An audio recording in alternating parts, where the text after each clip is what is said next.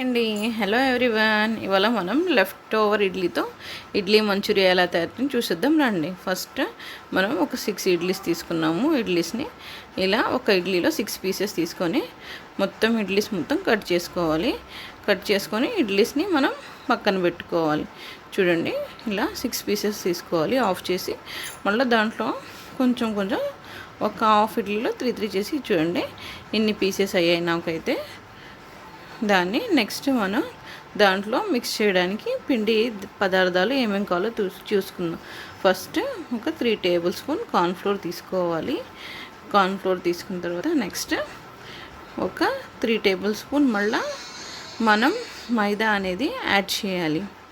మైదా add చేసిన తర్వాత ఇది మొత్తం బాగా కలపాలి. చూడండి, మైదా కూడా సేమ్ క్వాంటిటీలో 3 స్పూన్స్కి 3 స్పూన్స్ మాత్రమే వేయాలి. నెక్స్ట్ దాంట్లోకి మనం ఇంకా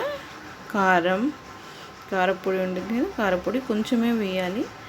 ఎక్కువ కారం వేయకూడదు, ఇది ఎక్కువ స్పైసీగా ఉండకూడదు, పిల్లలు తింటారు కాబట్టి. నెక్స్ట్ సాల్ట్ కూడా యాడ్ చేయాలి. సాల్ట్ యాడ్ చేసిన తర్వాత బ్లాక్ పెప్పర్ పౌడర్ అనేది యాడ్ చేయాలి. బ్లాక్ పెప్పర్ వేస్తున్నాం కాబట్టి మనం కారపొడి అనేది కొంచెమే యాడ్ చేసాము. బ్లాక్ పెప్పర్ లేకపోతే మన ఇంట్లో అవైలబుల్గా లేకపోతే మనం కారపొడి అనేది కొంచెం ఎక్కువ వేసుకోవచ్చు. సోయా సాస్ కూడా దీంట్లోనే వేయాలి. మళ్ళీ మనం ఫ్రై చేసేటప్పుడు వేస్తాం కాబట్టి ఒక 2 డ్రాప్స్ వేస్తే చాలు, సరిపోతుంది. ఇప్పుడు బాగా అన్ని మసాలాలు పట్టేటట్టు బాగా మనం చేత్తో కలుపుకోవాలి.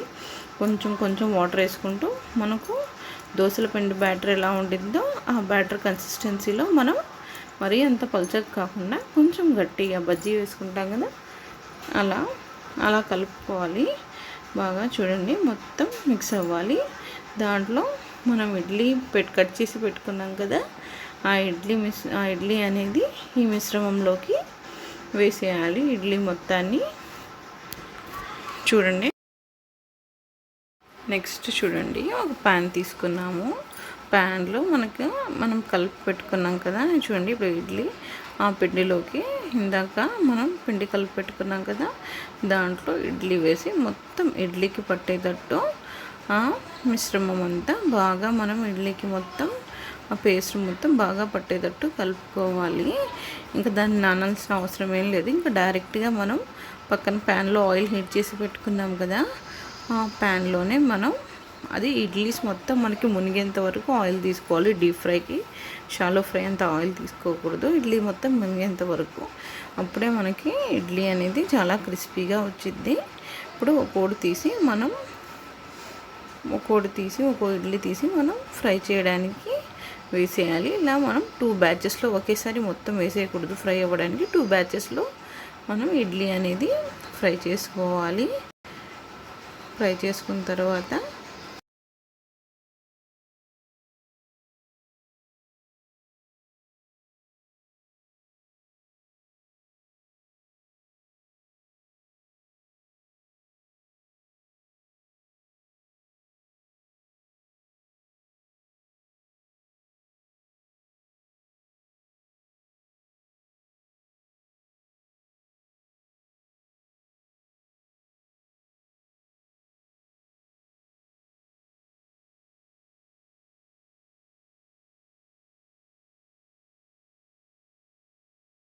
ఇప్పుడు చూడండి, క్యాబేజ్ వేసుకున్నాం కదా, క్యాబేజ్ వేసుకున్న తర్వాత అలాగే మనం సన్నని మంట మీద వేసి ఫ్రై చేసుకోవాలి. నెక్స్ట్ దాంట్లోకి మనం క్యారెట్ ఇంకా క్యాప్సికమ్ వేసుకోవాలి. ఇంకా దాన్ని మనం సన్నగా చాపర్లో వేసేయాలి. చాపర్లో సన్నగా పీసేసేంత వరకు, ఎందుకంటే మనకి ఉడకడానికి ఎక్కువ టైం తీసుకోదు కాబట్టి నేను అన్ని చాపర్లో వేసాను. ఒక క్యాప్సికమ్ తప్ప. క్యాప్సికమ్ పీసెస్ అయితే కొంచెం పెద్దగానే ఉండాలి, చిన్నగా మాత్రం ఉండకూడదు. ఇప్పుడు చూడండి, సన్నని మంట మీద ఇప్పుడు ఫస్ట్ మనం హై ఫ్లేమ్లో పెట్టుకొని మొత్తం ప్రాసెస్ చేసుకున్నాం కదా, ఇప్పుడు కూడా అలాగే సేమ్ హై ఫ్లేమ్లోనే ప్రాసెస్ చేసుకోవాలి. మనం సాసెస్ వేసిన తర్వాత మాత్రమే మనం దాన్ని ఫ్లేమ్ని తగ్గించాలి. అంతవరకు మనకి ఈ ప్రాసెస్ మొత్తం హై ఫ్లేమ్లోనే పెట్టుకోవాలి. నెక్స్ట్ సాల్ట్ యాడ్ చేసుకోవాలి. వెజిటేబుల్స్ కొంచెం మగ్గాలి కాబట్టి నెక్స్ట్ మనం దీంట్లోకి సాసెస్ అనేవి యాడ్ చేసుకున్నాం. చూడండి, ఒక 2-3 డ్రాప్స్ సోయా సాస్ అనేది యాడ్ చేయాలి. నెక్స్ట్ టమాటో సాస్ యాడ్ చేయాలి. టమాటో సాస్ కొంచెం ఎక్కువే చేసుకోవాలి. ఒక 2 or 3 టేబుల్ స్పూన్ వేసుకోవాలి టమాటో సాస్ అనేది. టమాటో సాస్ అంటే పిల్లలకి ఇష్టం కదా, అందుకని కొంచెం ఎక్కువ వేస్తున్నాము అంతే. నెక్స్ట్ రెడ్ చిల్లీ సాస్ వేసుకోవాలి.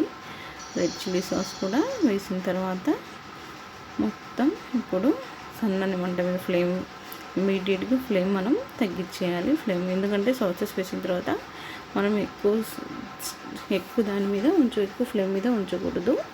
నెక్స్ట్ దానిపైన మనం వెనిగర్ అనేది వేస్తాము. వెనిగర్ వేయడం వల్ల దీనికి కొంచెం పులుపుదనం అనేది యాడ్ అయింది.